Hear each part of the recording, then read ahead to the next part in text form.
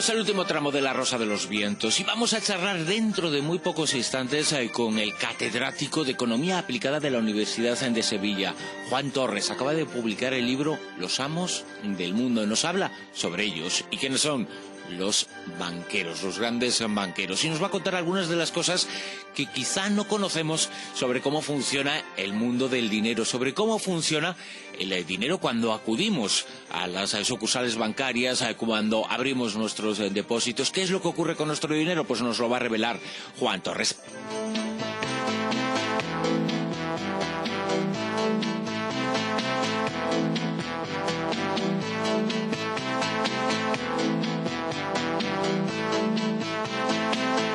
Un mundo feliz.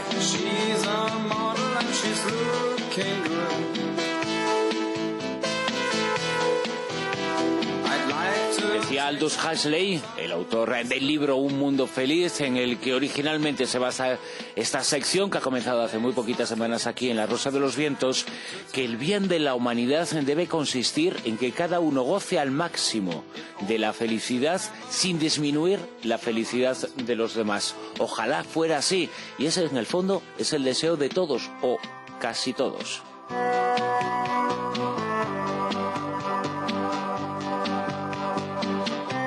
También decía Aldous Huxley, sin embargo, que en el curso de la próxima generación creo que los amos del mundo descubrirán que el condicionamiento infantil y la narcohipnosis son más eficaces como instrumentos de gobierno que los garrotes y los calabozos, y que la avidez de poder puede satisfacerse tan cabalmente si mediante su gestión se hace que la gente ame, con servidumbre como si fuera latigazos y puntapiés, como así seguramente se impondrá en el futuro la obediencia. Lo decía Aldous Huxley, y precisamente sobre los amos del mundo hablamos esta noche, y lo hacemos con el catedrático de Economía Aplicada de la Universidad de Sevilla, con Juan Torres, porque es autor de un libro que se titula precisamente así.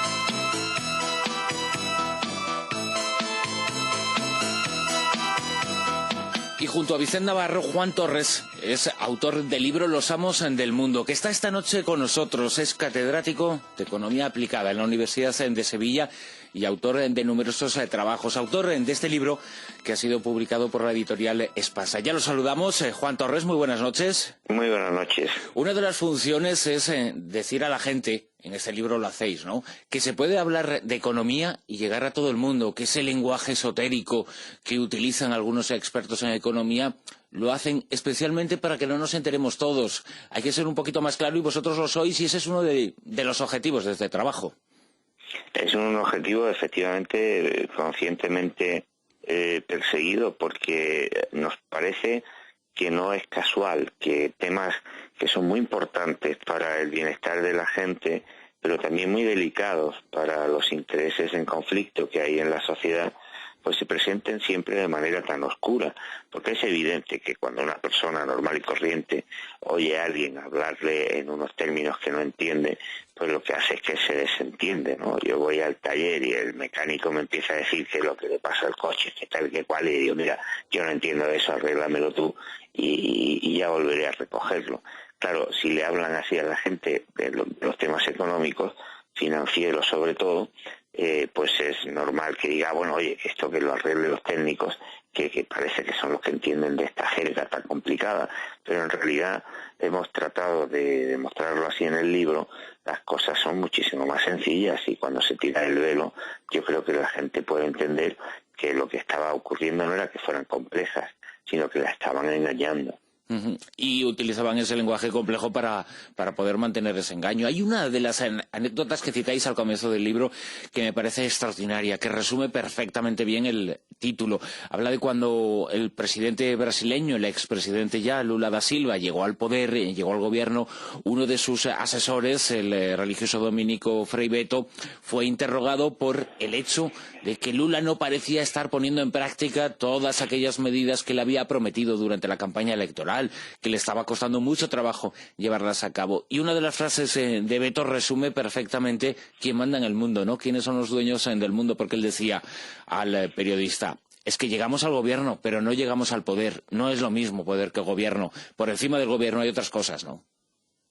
Claro, por encima y por debajo y por los lados, porque en realidad llegar al gobierno es llegar a un sitio donde se toman decisiones, pero como decía Wilson, que era un politólogo de primeros del siglo XX, decía, el poder no lo tiene el que se sienta en el sillón, sino el que tiene la capacidad de hablarle al oído. Es decir, el que en realidad pues le dicta, ¿no?, las leyes. Y cualquiera que conozca el mundo empresarial, por ejemplo, las grandes multinacionales que están en los países más desarrollados, no solamente en los países más pobres ocurre esto, en Inglaterra, en Estados Unidos, en Francia, en España, las grandes multinacionales tienen oficinas, tienen unidades de directivos dedicados especialmente a influir en los gobiernos a la hora de hacer las leyes, de tal manera que procuran y a veces consiguen que las leyes pues realmente respondan literal y materialmente a los intereses de esas grandes empresas. ¿Por qué? Pues porque han sido capaces de utilizar el poder, de mover su influencia. Lo que pasa es que también tenemos mucho interés, y lo decimos en el libro, que esto que es verdad que está ocurriendo ahora, que las grandes empresas, los grandes bancos tienen esta capacidad tan tremenda para influir, digamos que para hablar en el oído de los que están en el sillón, no puede confundirnos, no puede confundir a la gente normal y corriente, porque a veces se piensa, bueno, es que esta gente, estos poderosos, estos banqueros tienen tanto poder que no se puede hacer nada. Y eso es lo que los propios banqueros y los grandes financieros se empeñan en querernos hacer creer, porque el poder de la gente normal y corriente es mucho mayor que el de los banqueros. Lo que pasa es que no lo usan. O sea, el poder de los millones de personas de abajo es mucho mayor. Lo que pasa es que efectivamente los de arriba logran desactivar. Es como si nos hubieran puesto el interruptor en off, en apagado. Pero el día que se encienda el interruptor del poder que tiene la gente, como a veces ocurre que se enciende, se ha encendido hace poco en los países árabes, se encendió aquí cuando nos metieron en la guerra, etcétera, ¿no? Cuando eso ocurre, se comprueba que el poder de la gente ocurrió en los países de la Europa del Este, ¿no? Cuando la gente en la calle dijo, hasta aquí hemos llegado. Países en donde parecía que el gobierno era terriblemente poderoso cayeron de la noche a la mañana, ¿no?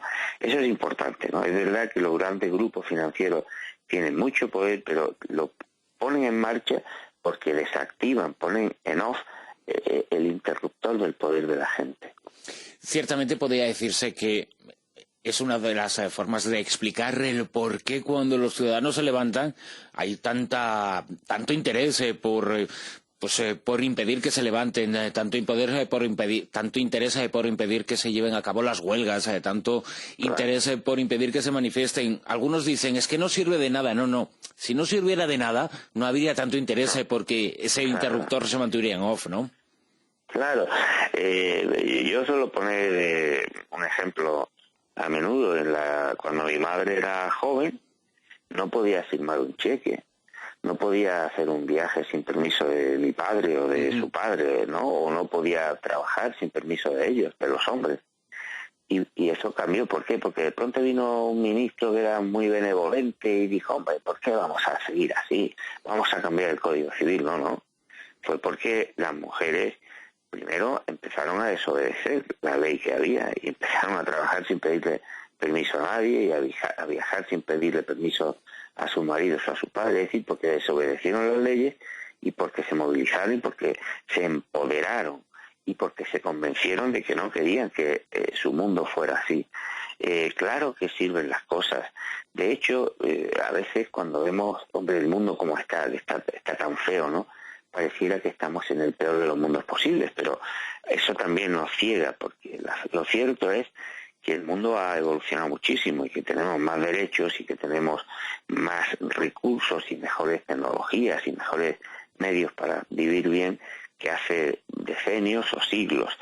Y todos esos avances políticos, esa conquista de nuevos derechos, se han conseguido con lo que ahora quieren que no pongamos en marcha, es decir, con movilizaciones, con huelgas, con luchas, con conflictos, porque nunca se han dado los derechos graciosamente. Y ahora estamos en una fase en la que derechos que habíamos conseguido pues nos los quieren quitar, pero también tendríamos que ser conscientes de que eso se puede evitar si hacemos lo que hicimos cuando nuestros padres o nuestros abuelos pues se movilizaron para conquistar esos derechos, ¿no? A veces repasando la historia y volviendo la mirada atrás encontramos cosas que no se explican el por qué estamos donde estamos. Has citado los derechos de la mujer hace no tantos años.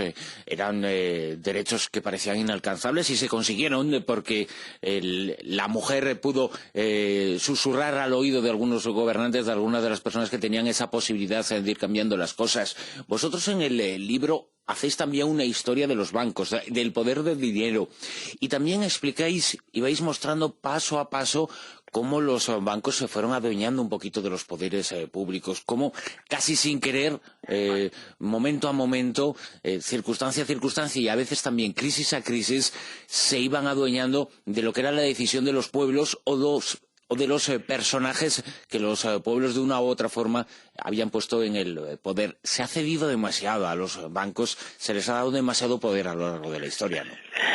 Sí, lo que se le han dado son privilegios, porque es fácil de entender. Yo creo que cualquier persona, por poca economía que sepa, se da cuenta de que algo que es absolutamente necesario para que la vida económica funcione es el dinero. Y claro, cuando además las economías se hicieron ya más complejas y hubo mucha actividad económica que necesitaba mucho flujo de dinero, pues poner a disposición de la gente ese dinero era una cosa fundamental. Y así aparecieron primero bancos que proporcionaban el dinero, pero al final los estados pues tuvieron que hacerse con ese monopolio consistente, digámoslo así, de abrir el grifo para poner los medios de pago a disposición de los sujetos económicos. ¿Y qué pasó? Que poco a poco la banca privada se fue quedando con ese privilegio. O sea que hoy día la gente normal no suele saber que el dinero legal, que es el que crean los gobiernos a través del Banco Central, o sea, las monedas y los billetes, para entendernos, pues representa entre el 5 y el 10% del total del dinero.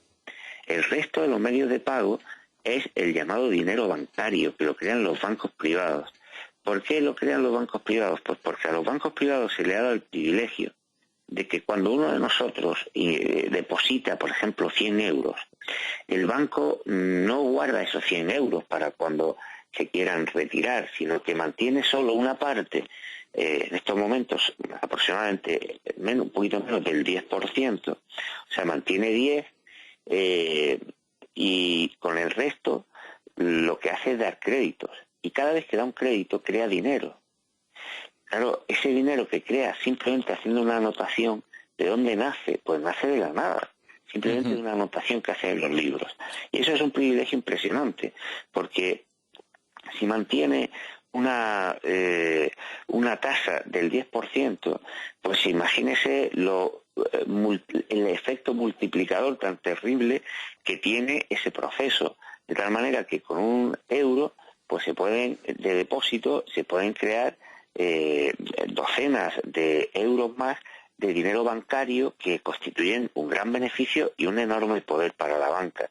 Y no solamente eso, sino que además, como la banca tiene tanto beneficio creando ese dinero, pues lógicamente tiene una tentación tremenda de influir en los gobiernos para que adopten políticas que obliguen a que las empresas, los ciudadanos normales y corrientes, nos tengamos que endeudar cada 2 por 3, porque de esa deuda es de donde nace el dinero bancario y por lo tanto el beneficio y el poder de la banca, ¿no? En cierto modo, Perdona, Juan, en cierto modo es como si le hubiéramos dado a la banca el poder de duplicar el dinero, que lo que entrega una persona en su cuenta corriente, después ese dinero, vale, está en tu cuenta corriente, bueno, está en la cartilla, pero después se puede entregar esa parte o una parte en forma de crédito a una segunda persona y así sucesivamente. Es como la multiplicación de los panes y los peces, en cierto modo, es casi un milagro, pero un milagro que les hemos concedido.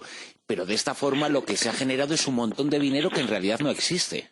Claro, no, mucho más que duplicar, porque el Banco Central cuando crea dinero, cuando crea los billetes los saca de la nada, ¿no? De la nada, nadie ha visto un billete parir otro.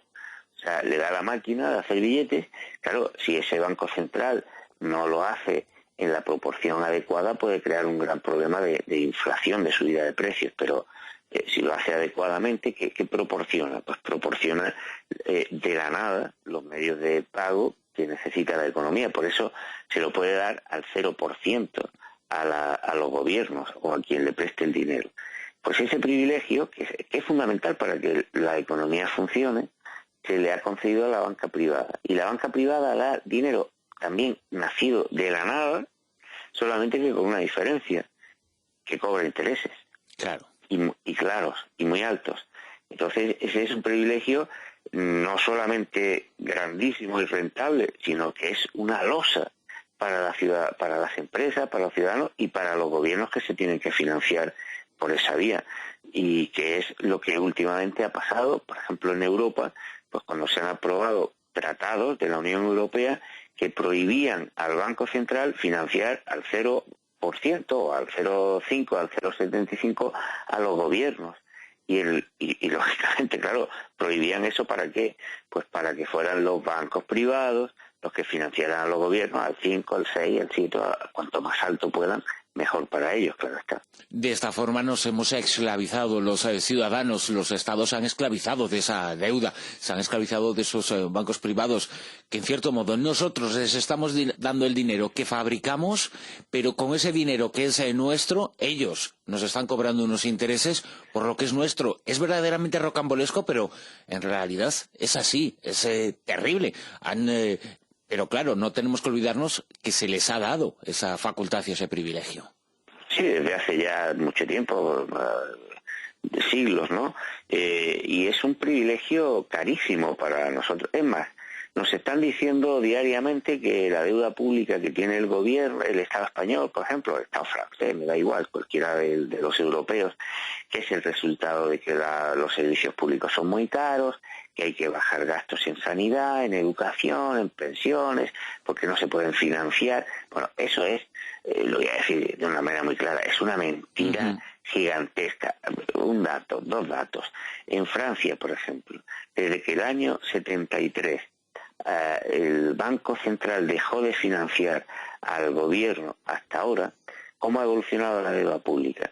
Pues resulta que si la deuda que tenía el Estado francés y la que ha ido sumando desde el año 73 hasta aquí, se hubiera financiado como un banco central financia, al 0 al 1%, pues ahora esa deuda sería el 4% del PIB y no del casi el 80% que tiene. En España, un ejemplo muy facilito, si de la deuda, el saldo presupuestario que ha ido teniendo el Estado español desde el año 89 hasta ahora, hasta el año 2011, se hubiera financiado por un banco central normal y corriente al 1%, que normalmente podría haber sido a menos, pero bueno, al 1%, pues ahora nuestra deuda pública sería del 14%.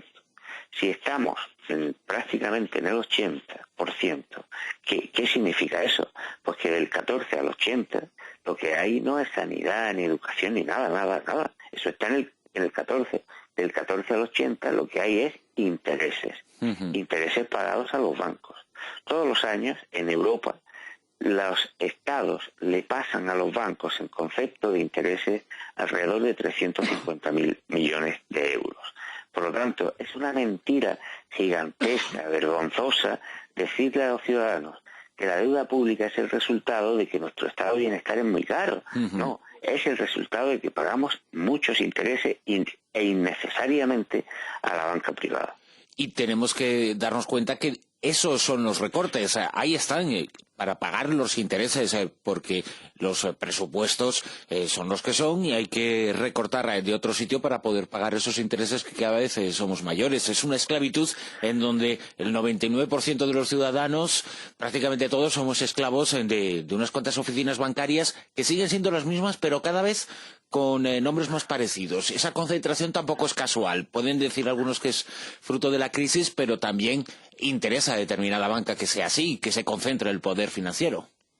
Claro, cuando se estalla la crisis y se descubre que lo que ha ocurrido, como en otras anteriores, es que los bancos internacionales han sido unos irresponsables, que han financiado especulación, productos basura, pues entonces se descubre, como dijo Greenspan, que no él fue el anterior presidente de la Reserva Federal de Estados Unidos, que no es que sea una persona, un radical de izquierdas, precisamente, ¿no? Dijo en septiembre de 2009, la banca de Estados Unidos y del Reino Unido está quebrada. Eso es lo que ocurría, que estaba quebrada. O sea, que la banca se había metido en una serie de inversiones de basura financiera, de avaricia, de irresponsabilidad, que había quebrado. Entonces, a cualquier empresario, cuando se comete esas irresponsabilidades, el fontanero que hay al lado de mi casa, el zapatero, la cafetería, etcétera, pues si hacen unas barbaridades como esas, lo pagan y se les cierra, pierden el negocio, pierden su capital, su patrimonio. Claro, los bancos, ¿qué hicieron? Movilizarse enseguida, los banqueros se movilizaron el tremendo poder político que tienen y convencieron y lograron que los gobiernos asumieran ese principio que muchos de todos los oyentes han oído, de que eran demasiado grandes para dejarlos caer.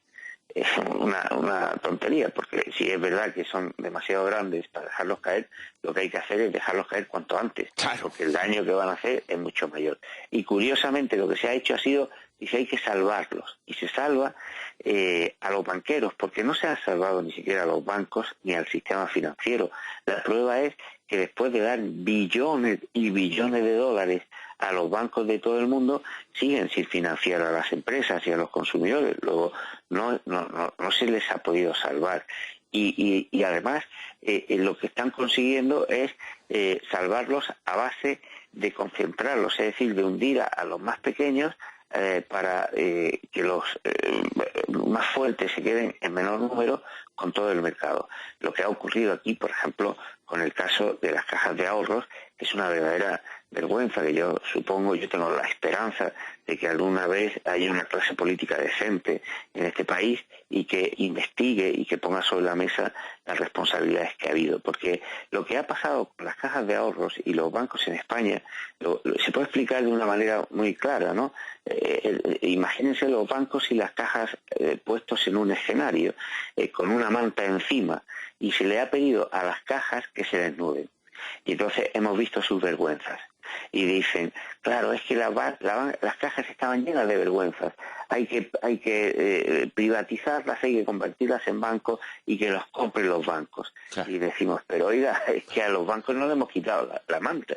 Vamos a quitarle la sábana y veríamos las mismas vergüenzas. Exactamente las mismas. Es decir, lo que está claro es que han hecho trampa, ¿no? Claro, que muestran las vergüenzas para que queden en ridículo y de esa forma se pueda engañar un poco la ciudadanía, ¿no? Y decirles, es que había que privatizarlas, había que dárselas a los bancos privados, cuando en realidad igual tenía que haber sido al revés, en cierto modo, ¿no?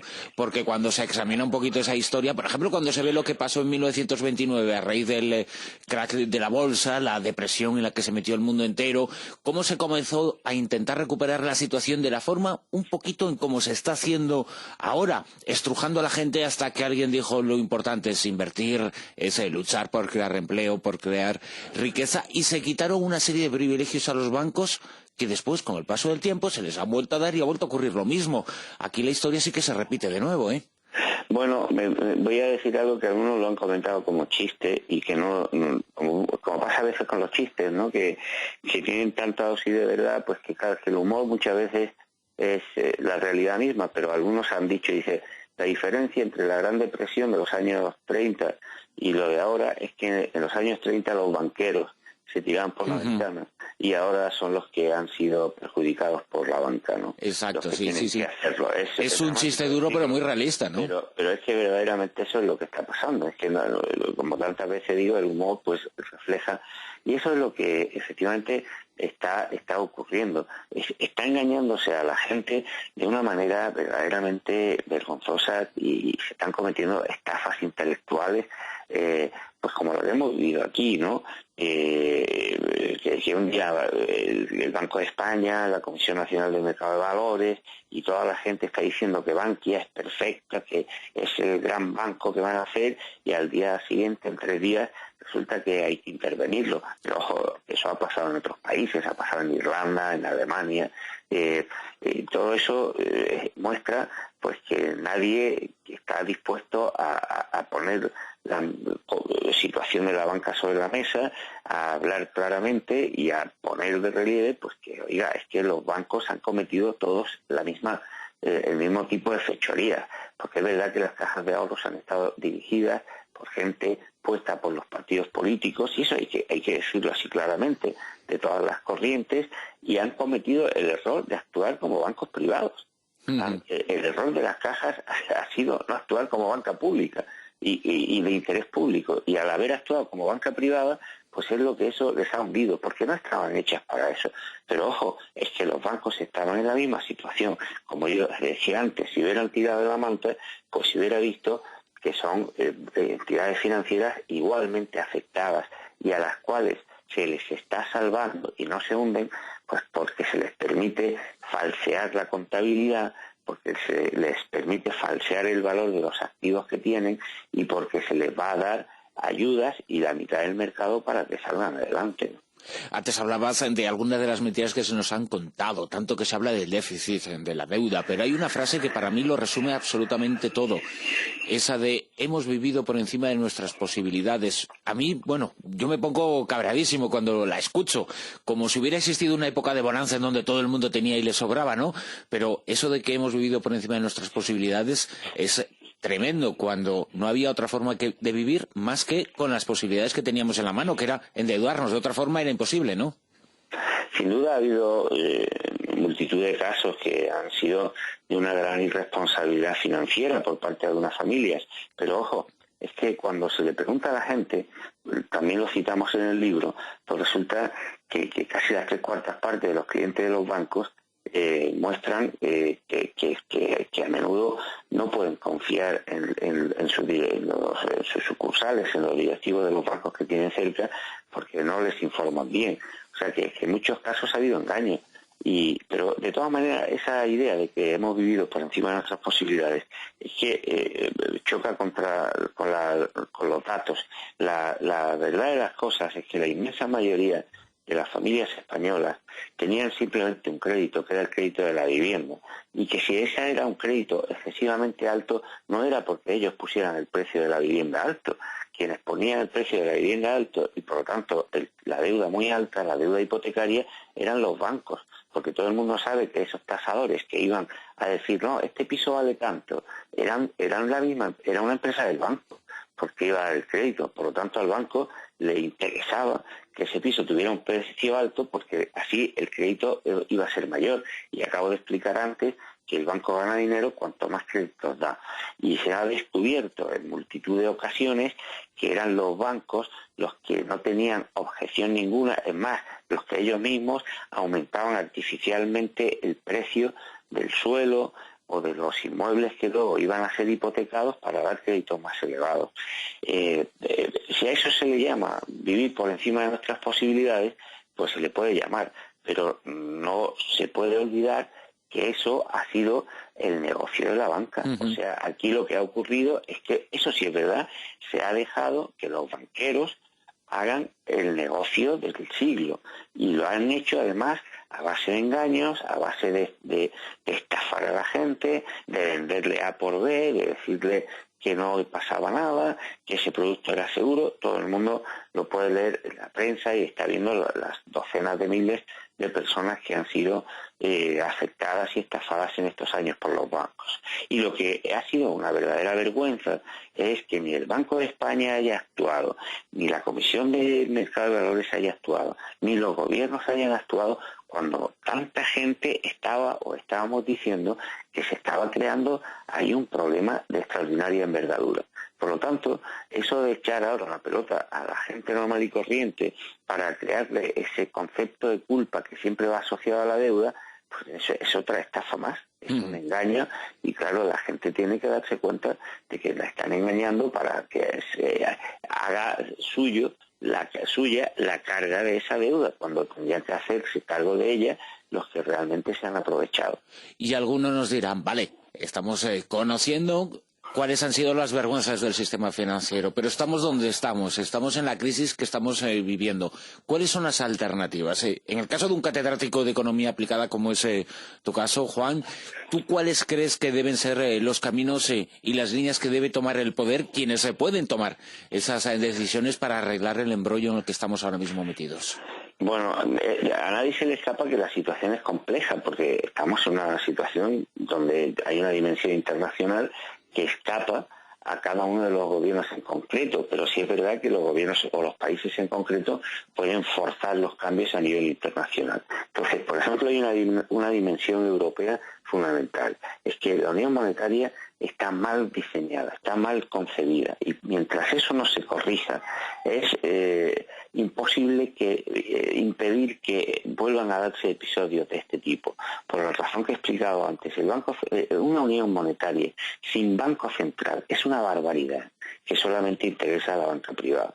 Entonces, países como España, que tienen un peso muy importante dentro de la unión monetaria y que por lo tanto se le pueden hacer daños si toman, si presionan, pues lo primero que tendría que hacer un gobierno como el español sería decir que así no se puede seguir en Europa. Y yo creo que tendría posibilidad de forzar cambios a nivel europeo.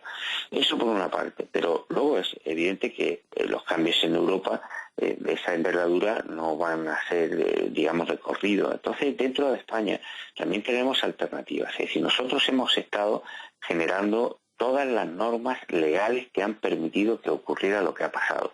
Eso hay que cambiar. No puede ser. El otro día decía el presidente, el portavoz de la patronal bancaria, de la Asociación Española para la Banca, hacen falta más casas y más créditos. Pero, hombre de Dios, si sobran 5 o 6 millones de viviendas y tenemos una deuda bárbara, ¿cómo me dice usted eso? Tenemos que corregir el rumbo en ese sentido. Tenemos que facilitar otro tipo de actividad.